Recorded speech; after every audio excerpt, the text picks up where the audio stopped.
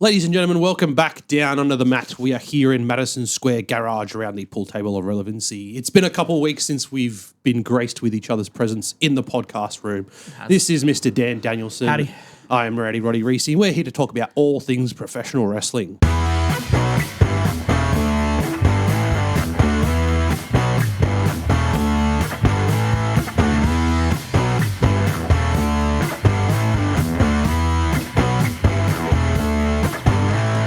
Kicking it off this week, one of the most controversial announcements in WWE history.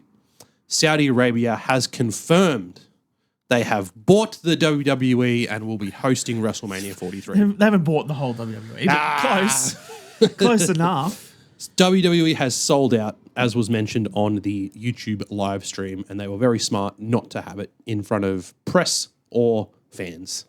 Yeah, look, we'll talk about this in a separate video. We'll break it down a fair bit more because there's a lot. Break it down.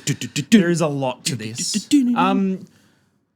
Wild to me. I think we could have seen this coming with them getting It was Royal going Rumble. to happen eventually. It was, but I was always under the impression that WrestleMania and what they were making WrestleMania weekend was always just going to be its own thing. It was always going to be Mania. Yeah.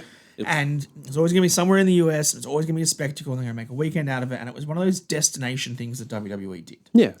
And outside of that, you have your other destination things where, you have your world tours. You have your European tour.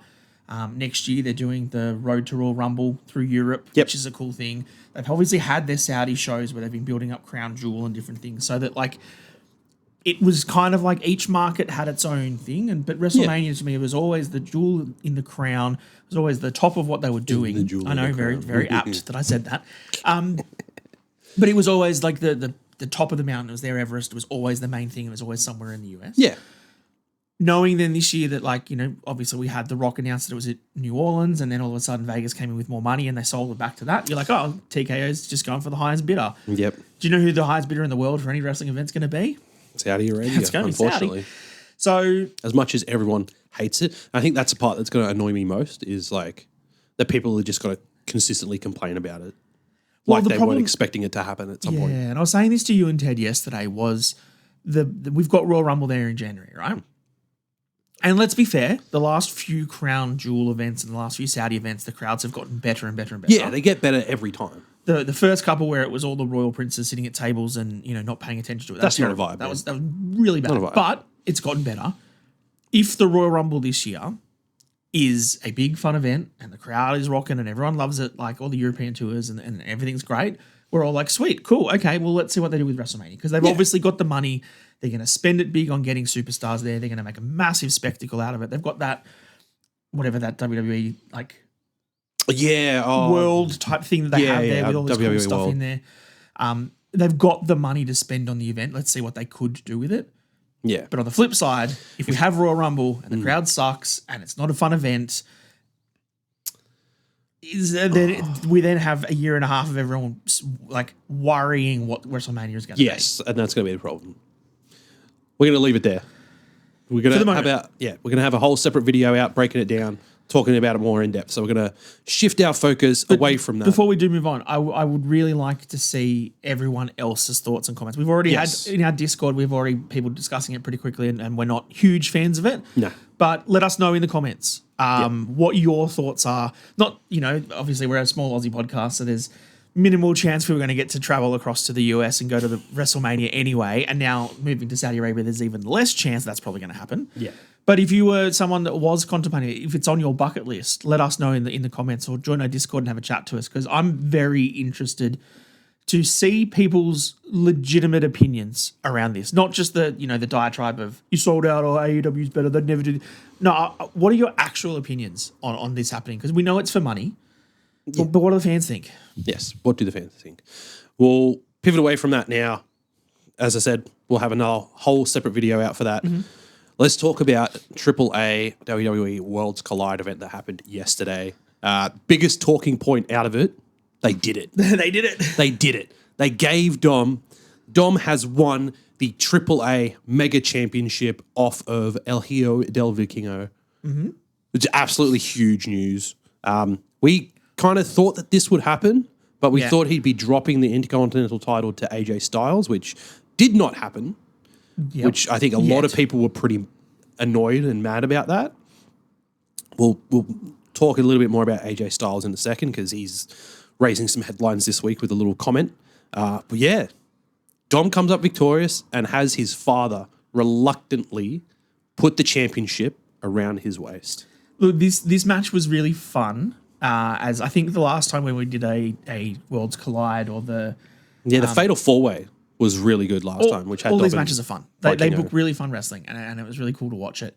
The crowd obviously not a huge fan of Vikingo, which we feel is what we've said for the last couple of months is that because it felt like WWE chose him as their champion instead of Alberto, they sort of reviled against it. They were chanting Dirty, Dirty Dom all night. They were so keen for Dom to win this match. It was a fun match between the two of them for a while, and then it became the overbooked mess that you kind of expected this main event to be. And that's the real key thing is WWE, after all the Bloodline Saga stuff, they know we eat up that shit. Oh, man. And they're just doing it any chance that they get. Judgment Day comes out. There was a very close near fall then. Dragon Lee comes out to save it. Ray comes out with a chair to save it. There's super close near falls. Dom hits the frog splash. You're like, oh my God, it's going to happen. He kicks out, and you're like, oh, wow, he kicked out. I didn't think he'd kick out. And then Vikingo gets on top, hits his 630, and you're like, oh shit. Well, everybody's already left. He's gonna retain. But the cappuccino man. And then 1-2, and then the referee gets pulled out of the ring. El Grande Americano, who's more over than everybody. It's crazy to think like how much that character has changed and gotten so popular over the recent couple of months. Yeah, and I don't know why. Like, I don't think it's a gripe on Chad Gable that Gable didn't get it over. And I don't think What are you talking about? I mean, allegedly. allegedly Chad Gable. Well, Ludwig Kaiser put up the photo of him and El Grande Americano, confirming that it is not Ludwig Kaiser. Well, let's just assume that it might have been Ludwig. I wouldn't say that it's necessarily over because of him. Kayfabe aside, if that was an AI-generated photo, like an edited photo, that was a very good edited photo. But, like, he is so over, and obviously him getting involved in the loaded... I still can't get over how stupid that fucking diving headbutt with the loaded thing looks. It's every time it looks like a torpedo. It's so funny. But yeah, the crowd popping when he won. Dom's got it. He's now a double champion. His dad. You could tell that like Ray was overplaying the like sad dad, like putting the belts around him. But under that mask, you know, Ray was so proud that his kid had done this. Like, this is awesome for him. For Dom. It's the first ever Mysterio to win the AAA Mega Championship. Yeah, because I was listening on the commentary. Conan was saying that because I think that was one of the things that Corey or JBL said was that Ray had never done this and Dom's doing something his dad never could. Yeah. Which is a fact. But then Conan was like, yeah, but they used to previously have it as weight classes. So Ray could never go for the AAA Mega Champion because he was always in the welterweight or the lower grade. So he could never have this. Look at him. Because it was a heavyweight title. Now they've gotten rid of the weight classes. Yeah. Ray theoretically could have gone for this title and won it. Oh, yeah, he absolutely would have if they I still didn't think he might.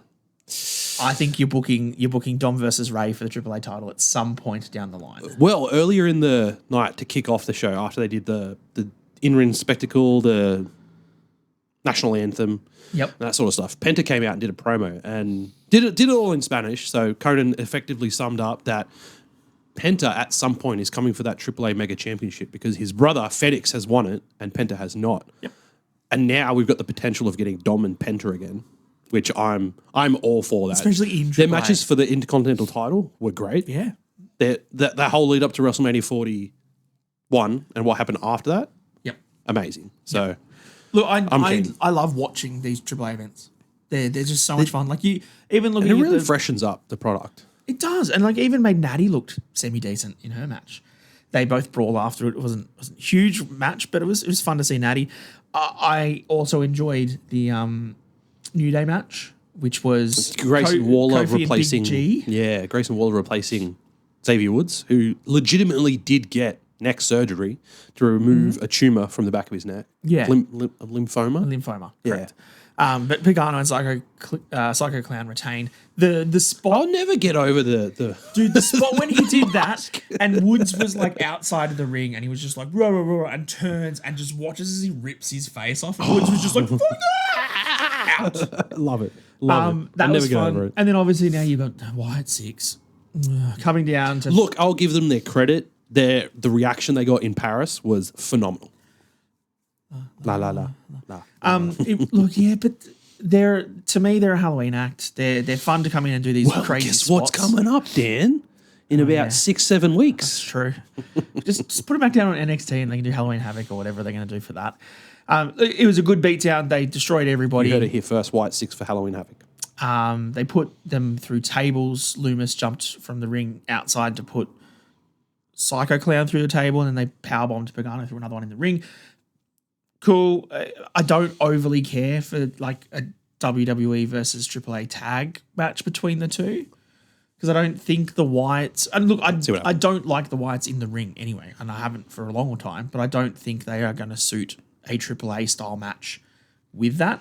If you're not getting a good... Well, you are, but you're not getting the same kind of match that you would with the LWO or with Phoenix and Andrade, which we'll talk about later. Very different in-ring styles. So. To what, the Wyatt 6 is going to do. So I just... you never know. The Wyatt 6 might pull it out. You never know. Can't yuck on someone's yum, remember? Sorry, Ted. The other spot from Worlds Collide that I do want to talk about, the four-way match was fun with Ethan Page and that, which was cool that... Dr. Wagner Jr. retained, which was a nice thing for him. But like there was some crazy spots in that match with Ethan Page and McDonough and Dragon Lee. But the one I do want to talk about is the Finn Balor and Mr. Iguana, the mixed tag match between Judgment Day, Lola Vice and Mr. Iguana. The couple of spots you obviously will have seen them already online with Demonito, where they're in the ring and Demonito pops himself out from under the ring and Finn Balor has to go over and be like, no, not yet. You stay out of the way. Too soon. That's hilarious. That it's like he's his own thing. Just the look on Finn's face was so funny. Oh, Finn's selling this. What's going on? No. That was so good. But then the other part when Mr. Iguana had Lieska and Finn was behind him with Demonito. And did you see this part of the match? Yeah. Where so Mr. Iguana is there and he can't see it, and the iguana is here and he kind of keeps and he's like, "What? What are you talking about? What's going on? What do you mean I shouldn't turn around? What? He's behind me, isn't he?" Perfect. All done in Spain, but you knew exactly what was happening. It was so well done. And then Finn tying Demonito around his neck to try and go for the coup de grace, and like the amazing tope suicida where he just throws Lieska out the ring. Just takes out Demonito and Finn Balor. Absolutely exactly what you want to watch. Man, they're going to be having so much fun doing this. For sure. Absolutely. Oh. What? I forgot to bring my drink out. Oh. That's disappointing. Anyway, as we were. Go and watch some of the highlights. Look. Delicious water. From what both Reece and I have discussed over the last week, if you're going to go and watch any wrestling show this week, definitely watch that. From Raw, Dynamite, Collision, or SmackDown, go watch Worlds Collide because it's better than all of them. Yeah. We did mention AJ Styles a little earlier, so we're going to talk about him and his seemingly shoot/work promo, which got filmed during the Raw break, the commercial break on Netflix. Effectively saying, feels like somebody doesn't want me here. He's not been winning key matches lately. Even his son has come out on social media saying, there's something wrong going on. Which has now since been deleted. Yes, a little suspicious. A lot of people are kind of thinking maybe this is going to turn into another Karrion Kross situation where you use that to your advantage. You blur the lines. Yeah, you blur the lines, get the crowd behind AJ Styles, and then he's just going to be gone again. I don't think that's happening. I don't think you need to do that to get the crowd behind AJ Styles. Yeah. I think he is more than capable of having the crowd behind him. The fact that they didn't have him beat Dom in Paris was ridiculous. Yeah, look, that crowd. Real big missed opportunity there. The crowd in Paris, they love him. It was amazing. Especially even for it being a Raw was just wild. The biggest point to me that this is a shoot. No, it's a work, not a shoot, is the fact that you said it was done during the ad break, and then he's like, And then it was people don't want you to hear this. Somebody doesn't want you to see this. So I'm telling you, I should. And then they put it out on social media. Within half an hour, YouTube put it on. I mean, WWE put it on their YouTube channel. Come on. They're not putting it on their YouTube channel if they don't want you to see it. Like 100%, it's a work. Yeah, absolutely. But I don't mind it, right? I don't mind that idea of it. You've now got, like we just said, Dom with the AAA title. So he could drop the IC title again now, and it wouldn't be amiss. You now also have John Cena, who is now finished his SmackDown run. Well, and he's now on Raw, and he needs one more title to be a Grand Slam champion, and that title is the IC title. Yes. Could you have Dom face John Cena for the title? There are only 3 Raw appearances left for John Cena. Sure. So we've got the upcoming one, which is in a couple of days as of recording. Yep. At Springfield, Massachusetts, September 15th. In Massachusetts, you say? Yes. And then... It's around where Boston is, right? Yes, Boston's correct. in Massachusetts. Where someone like John Cena's from? West Newbury in Massachusetts. Do you mean this is like his home state? Are you saying that John Cena is going to be on Raw in his home state facing for the first time, Dominic Mysterio? Facing Dominic Mysterio for the IC title, and he's going to win it in his home thing, and then he's going to set up a match at Crown Jewel with AJ Styles versus John Cena for the Intercontinental title. Wow. Book it. Done. You heard it here first. Down on Do it. It's a good idea. The other 2 Raw appearances for John Cena are November 10th and November 17th. So November 10th in Boston and New York City, November 17th. And that'll be in your lead up to War Games, which he is appearing at. He is 29th. Survivor Series, yeah. Yes. I mean, the only problem with John Cena winning the IC title on Monday means that when he faces Brock Lesnar at Wrestlepalooza, he's the IC title champion. And I assume that match wouldn't be for the IC title. Brock's never held a mid-card title. Could you imagine Brock being the IC title? I want it to happen. No, I can't. That'd be great. Yeah, we got 7 dates left, and then Cena's done, dude. And I think there's been obviously with the talk of WrestleMania going to Saudi and the money they're going to spend on wanting to get The Rock and Stone Cold and everything. Does John Cena sell his soul and have another match? Money. Mr. Krabs, money. money. And I mean, I don't think we're going to talk about it more in the Saudi show, but like the amount of money they're going to throw at people to get them on that WrestleMania card is going to be ridiculous. I think that Cena's pretty determined, right? I think Cena's pretty determined that he's done. But then also HBK did that, but then also came back for a match in Saudi. Yeah, which he regrets having. Yeah. Quite obviously. I don't think Cena's at that point of his career. I think Cena's wrestling the best matches of his career. And it's only like a year and a half or so away. Yeah, but it also depends on what he's got with Peacemaker and he's got with the DC Universe and all these other films and stuff. Like there's a lot for him going in Hollywood as it stands. But that open challenge with Sami Zayn the other week for the US title, Sammy Hogan, was a fantastic match until Brock Lesnar came out and ruined it. But look, before you move on, I was even talking about it to Ted, who, like you, is a devout Sami Zayn follower.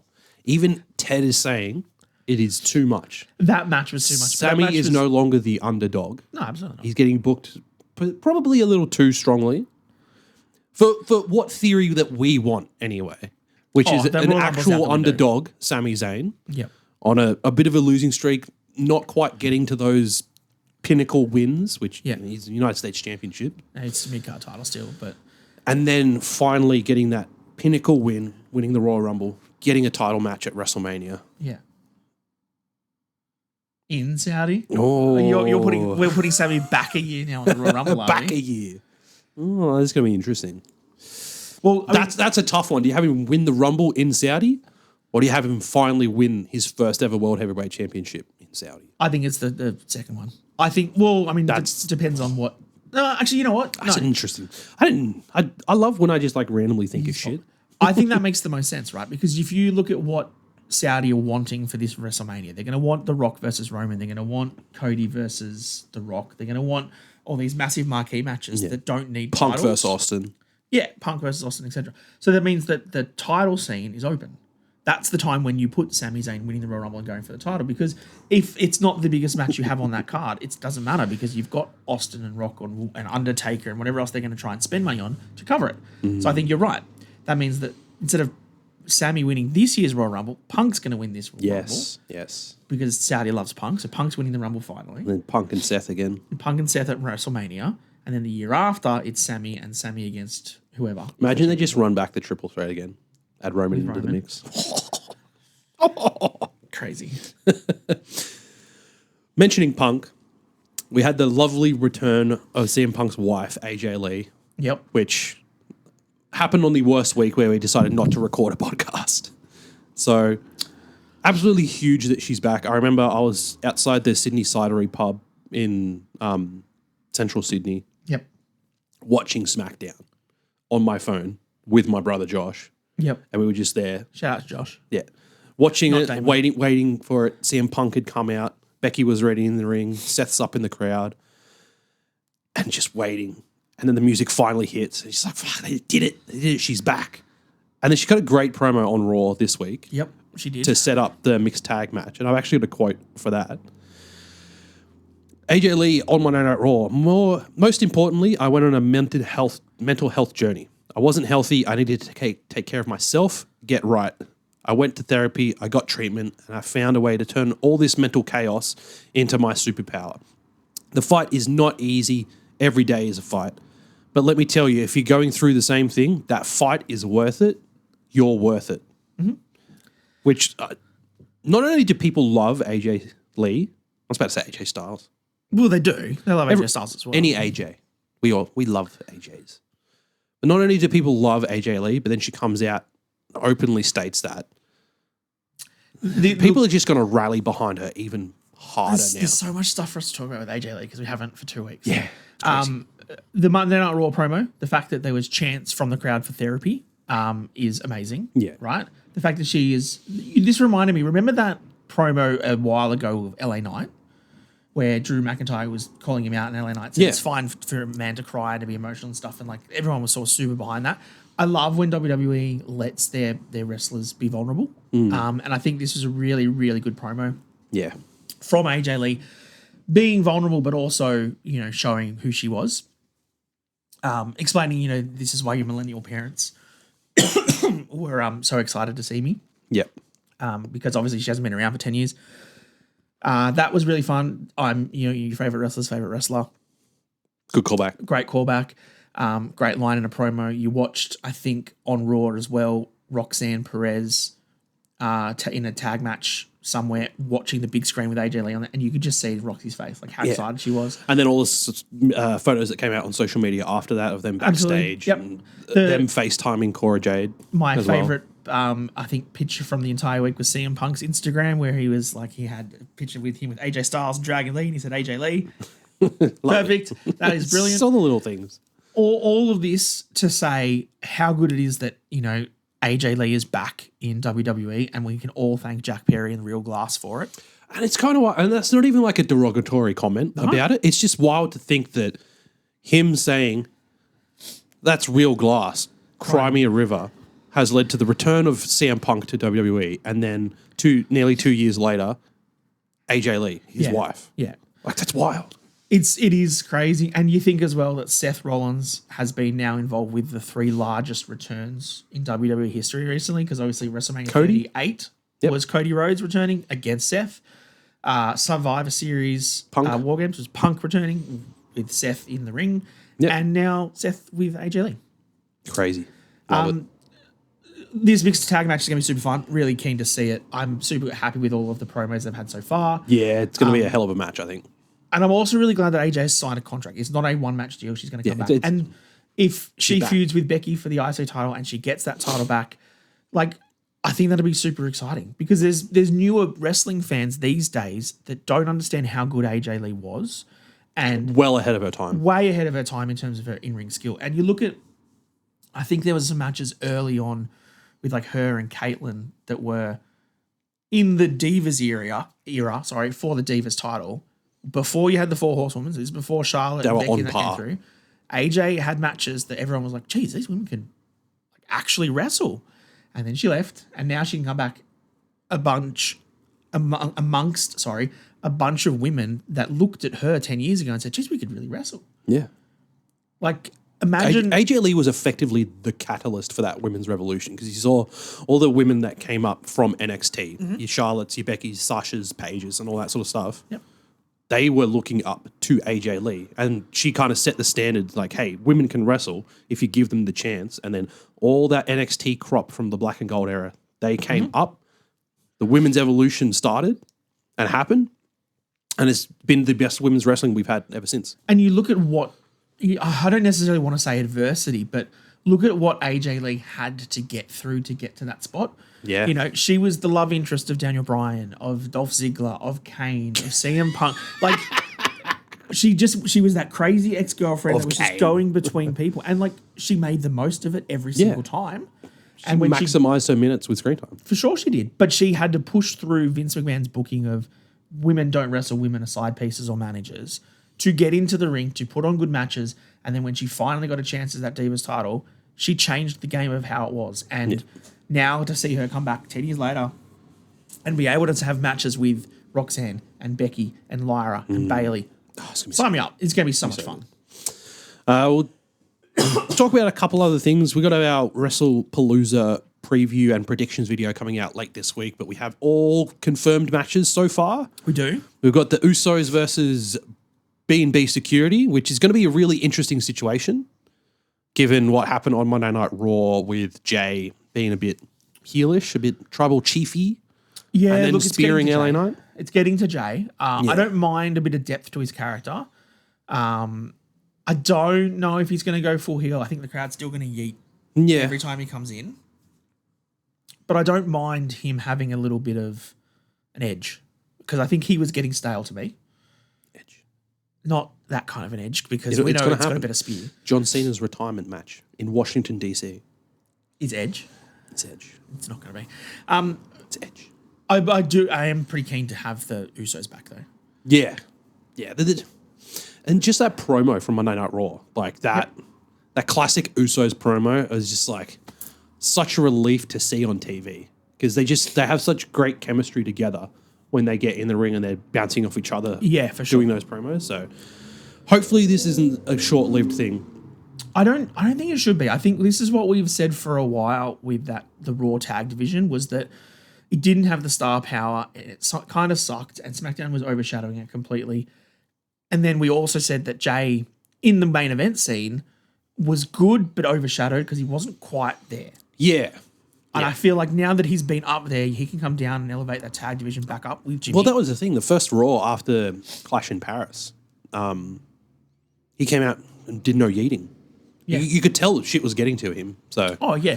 And him spearing, and even the way like Jimmy was like, LA Knight helped us and stuff, and then he still went and speared him at the end of the show. Like it's getting to Jay, and I like it. Yeah. I don't know if you're going to do it so that you've done the opposite Uso versus Uso match that you did in WrestleMania the other year where Jay's the heel and Jimmy's the face. Yeah. I don't know if we're all going to get behind Jimmy enough, but I wouldn't mind seeing Uso Penitentiary again. Yeah. Them being a bit heelish. It'll be fun. Go for the tag titles. A couple notes from SmackDown before we touch on a couple news points to wrap it up. Tiffy and Jade had a great match on SmackDown for the Women's Championship. Double count out is a bit of a also annoying ending, and then having Nia come out, like this SmackDown women's division, we've said it so many times over the past month, it's in a goddamn shambles. Like the fact that you've just got those three talents constantly rotating around that championship at the moment is boring. That is one thing. The ref thing is the thing that annoys me the most because you have the main event with Drew and Randy and they're bouncing each other off the announce table. They're outside for 4.5 minutes walking around. There's no count out. How many times in other matches do you see people doing tope suicidas? There's stair spots, there's table spots, there's everything that's happening all around the outside, and there's never the ref's like, come back in the ring, and they start counting about 1.5 minutes in. Yeah. But this time, we need a count. I'm going to count straight away. 10, they're done, they're finished. Really? Yeah, it's rough. It was a shittily booked finish. But we did know they were never going to do a clean finish with Tiffy and Jade again. Like, unless it's on a pay-per-view, unless there's a title change. I was hoping for Bianca. I reckon her finger's worse than we think it is. Yeah, probably. She did say that it's like if she can't get proper mobility, like similar to Buddy Murphy's injury with his ankle. Yeah. If he can't get proper mobility and she can't get proper mobility in her finger, can't wrestle properly, man. And that sucks. Yeah. Especially because Bianca's still got, like, she's had an amazing career so far. I reckon she's still got the best ahead of her. She does, yeah. That, whenever it happens, that heel turn, like what happened with Naomi, it's going to absolutely rejuvenate her character. And for her to be able to make that change, she's going to be able to show a different side of herself. Well, I think her black and gold NXT run when she was a heel was fantastic. She has the right attitude for it. I think they're trying to add some starch to that by the Wyatts starting to sort of split the Street Profits. I think it's time that the Street Profits have their own solo careers. Oh, and Dawkins is going to fumble, dude. It sucks. It sucks. Montez has such good character and in-ring skill. Yep. And Dawkins is just there. But what happens when Dawkins tries to something big and screws it up and then Tez turns Top on dollars him? in himself. Well, he's not that bad. No, but then he's not. Tez turns on him and gets Bianca to come back in, and then you got Tez and Bianca as a heel duo, and then you can have them with Seth and Becky, AJ and Punk. Sign me up. I think that's what they need to look at doing, because the Street Profits are stale to me again. They're both super talented in the ring. I don't really care. It's happening. One last thing. SmackDown. The past 2 weeks, we have been graced with the presence of the Beast Incarnate, Brock Lesnar.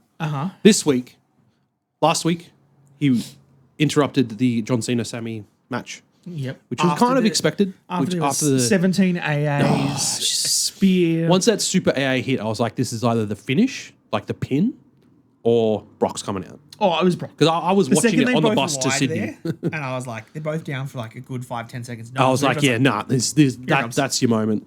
And then this week, his interaction with R-Truth. Ron Cena. Ron Cena, sorry. My apologies. I haven't actually watched SmackDown this week. Split his pants. Yeah, forgetting that he's meant to be a heel, starts dancing around the ring and showing off his butt to the announcers. It was pretty funny. And then talking to Stu on his way back. Hilarious. Brock just does what Brock wants to do. And that's the thing. Like, I love when he's able to do this sort of, like, stuff that he's not being his serious character. Like, like when he returned, like, he was the Beast Incarnate. He was with Paul Heyman and he didn't talk. Once Paul Heyman went with Roman Reigns and then Brock came back and we got Farmer Brock and everything. The Brock Party. Brock Party was still with Paul that, was Heyman. it? But that was still fucking hilarious. Yeah. The promo between him and Truth wasn't great, where Truth was like, oh, he's my younger brother. I'm his younger brother, whatever. And like Brock Lesnar's like, how old are you? Like, and the fact like that a good 10 to 15 years older than Cena. But then like also the fact that like he's like, I don't even know who you are. Like, you know who R-Truth is. You know who R-Truth is. Like, we all know who R-Truth is. We all know. Wasn't great, but it did what it was meant to do. Yeah. Okay, 2 things to wrap up this podcast. There's one thing we need to talk about that you don't have your notes about, and I think we've both forgotten happened. Me not having a drink, and it's killing my throat. NXT. Oh, man. Homecoming next week is going to fucking slap, dude. Holy shit. We got Carmelo Hayes back. So, obviously, we've had DIY down there for a couple of weeks, feuding with Trick, which is fine. And then Trick needed to find a partner. And so he went out and he got his partner back, which is Carmelo Hayes. So, if you remember the NXT stuff from a few years ago, Melo and Trick was... Oh, last year. Was it that? I reckon like it was early last year, 2024. They were still going at their shit. Yeah, because he only came back... He only got drafted up last year. Yeah, right. So, that's super exciting to see Melo and Trick again. And hopefully Melo to get a bit more leash on being a bit heelish again without having the Miz in there. Because the stuff they're doing on SmackDown is, I can see where it's going. They got themselves a tag title match, so good on them. Well, he nearly got himself a US Open title match with Sami Zayn until Miz got involved again. So that's fun. But the more important part was obviously Fatal Influence down in NXT. Hey, don't you skip out on Tyler Breeze, bro. Oh, Tyler Breeze showed back up too. Yeah. Did he have his selfie? Is it my eyes when you look at me? They are so gorgeous. They'll set you free. Could it be my walk? I'll stop there. Someone's a big fan of Fandango and Tyler Breeze, quite obviously. Tyler Breeze was great. He is super fun. But no, the most important part was the Fatal Influence saying that JC Jane saying that she's the best NXT Women's Champion they've ever had, and she had the TNA Women's title and she has the NXT title. She's the best wrestler they've ever had. And then Stephanie McCur's music hits and Stephanie Velcro comes out, and she's like, "That's really cute, but I think I was the best NXT champion." And then JC says, "Well, you know what? There's 3 of us. There's one of you. What are you going to do about it?" And Stephanie Velcro goes, You know what time it is? Tiffy time. Tiffy comes out looking red hot. Mate. Her photos on social media of that outfit have just been breaking the internet this week. Yep. So Tiffy comes out and asks the crowd what time it is, and it's Tiffy time, and she gets all high-pitched squealy. And she reintroduces herself to Fallon. And if you remember any of their NXT feud, the horse cleaning the stables and stuff, made like Fallon beat Tiffy, right? Yes. Made Tiffy clean the stables. Yes.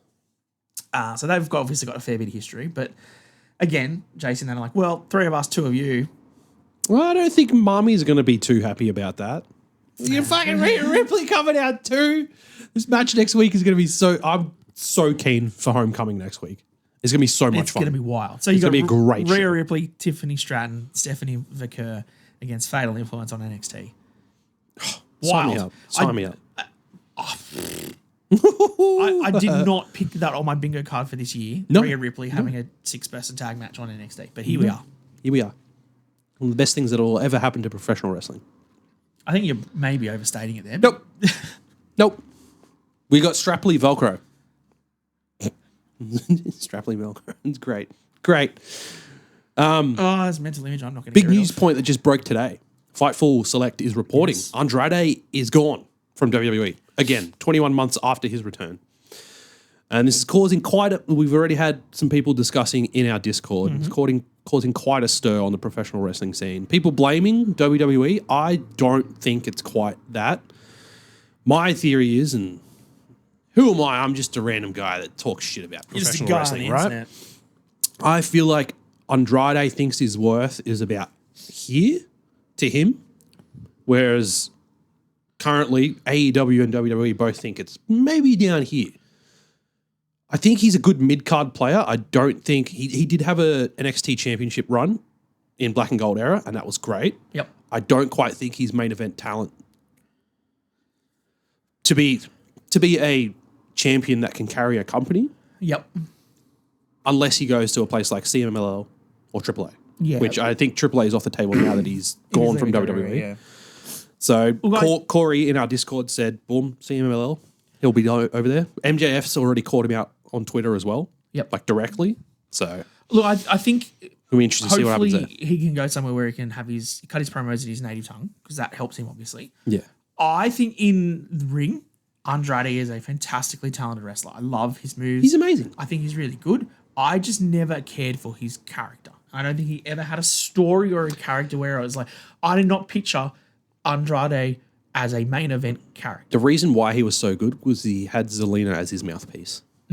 Originally, yeah. And not having a mouthpiece, like he has worked on his English and has gotten better since his last WWE run, but not having a mouthpiece can hinder you sometimes. Like I feel like that sometimes happens with the Kabuki Warriors and EO and stuff. They kind of like felt like after EO lost the title at WrestleMania 40, she kind of fell out of it a fair bit and was just doing like random shit.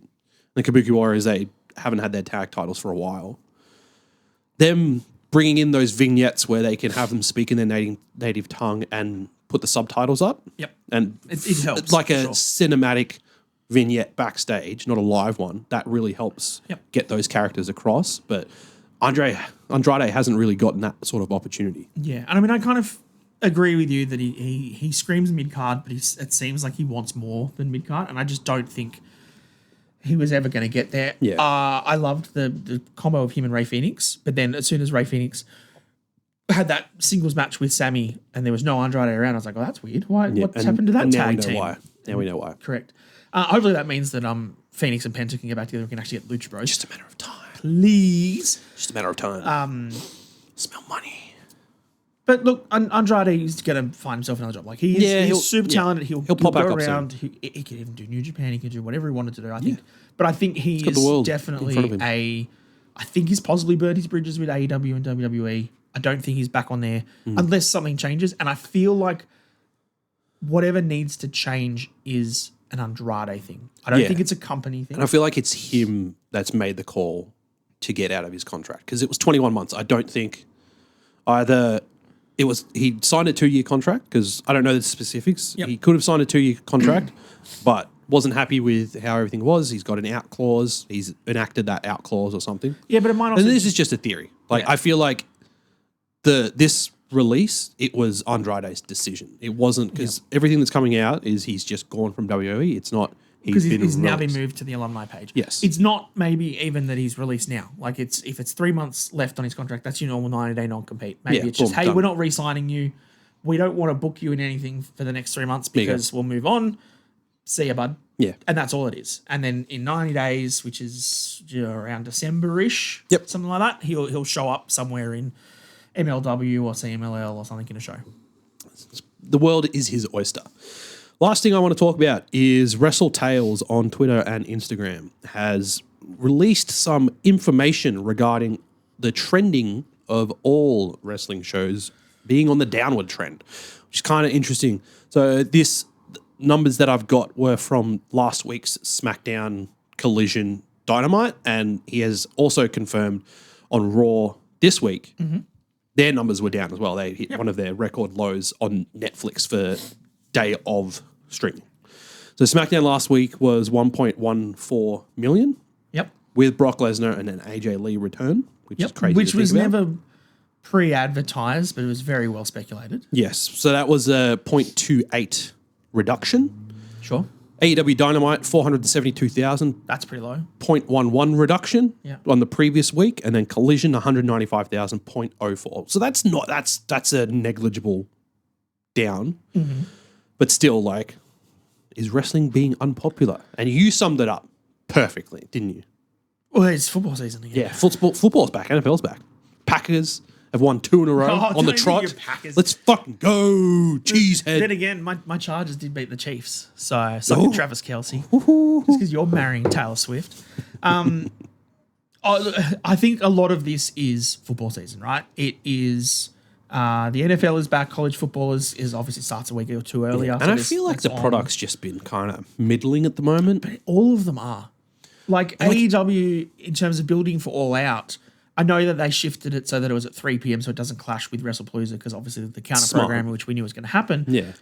But that card isn't being put together like a super card. Like, having Adam Page and Kyle Fletcher. Yeah, I'm not a fan of that. If you, like, even though they are not going head to head, the fact that you're on the same day is probably one of WWE's biggest cards in a long time. And your heavyweight championship match is Adam Page versus your TNT champion, Kyle Fletcher, with 2-week build up. Yeah. That doesn't draw eyes. If you wanted, and I know it's tough because Swerve's gone, he's taking some time off. Ospreay's going out to get his surgery. Yep. The Death Riders in that main event scene are done, as far as we can tell. They just got Danny Garcia, mate. I told you he was going to turn heel. Wow. I think they kind of rushed that a little bit too. Oh, of course they did, but I told you it was going to happen. I feel like they don't really have a real big credible threat to Hangman in the heel scene. That's not MJF. That's not MJF because they just did that at Forbidden Door. So, and look, I don't think they have a lot of options. There's the lull of the WWE product, which I think that they have somehow injected all of this extra energy into by getting Brock and AJ Lee back. Yeah, like that has definitely covered the fact that the rest of their shows suck. Yes. And it's pretty middling right now. But just think about what we've talked about on the show and how much of the actual shows we've talked about this week. Yeah, not much. That's why, because 90% of shit we don't care about at the moment, which is unfortunate. There's the eyes off the product because of NFL season. You've got NBA that starts up in a couple of weeks. People start getting involved with that. Obviously, America is a very wild country, and the stuff that happened the other day with Charlie Kirk and things, the media attention on that is pretty high. So political views aside, someone got assassinated. Yeah, wild. That's. But again, I'm not saying that directly correlates to wrestling in any way, shape, or form. I'm not getting involved in any of the political stuff, but I think it would deter people from wanting to watch wrestling if they're angered or distraught about the fact that that situation happened. And it's just the fact that they want to, everyone then gets involved in the political debates and watching the news and stuff instead. Which we are not going to be doing. It draws eyes away from your product. Yes, correct. And there's other things for people to watch. And talk about. Boom. And talk about it's the political stuff, it's the NFL, it is all these other things. There is just less eyes on wrestling right now. Just how it is. We're going to wrap it up there. Thank you for tuning in. Don't forget to like and subscribe on YouTube. Hovering about that 880 subscribers mark. Got to get there. By the end of the year, we're going to get there. Tell your friends about it. Share. all of share, our social media. Like, share, subscribe. Share. That's the important thing. If you've got friends that like wrestling and you subscribe and you watch our content, send it around. If they see our product and these guys are kind of good. Maybe if they talk about this, it might be a little more interesting for me. Let us know if you want us to do particular content. We'll make the time and we'll do it. Yeah. If you want us to compare who we think the best NRL player would be in the WWE and vice versa. That'd be good. Oh, we should try and do a collab with Lockie McIntyre on that. Fucking Tigers. Like you did with Grayson Waller? Yeah. Yeah. That'd be interesting. Yeah, like, share, subscribe. Up the milk. Up the milk. Wrong side. Thank you for tuning in. I'm looking at the fucking TV and I'm like, oh no, that's a wrong. Thank you for tuning in. We will see you next time down under the mat. Too sweet. Don't forget we have Wrestlepalooza in Saudi Arabia. I fucked it up. Wrestlepalooza preview and predictions and Saudi Arabia Wrestlemania breakdown coming out later this week. Thank you. Good night.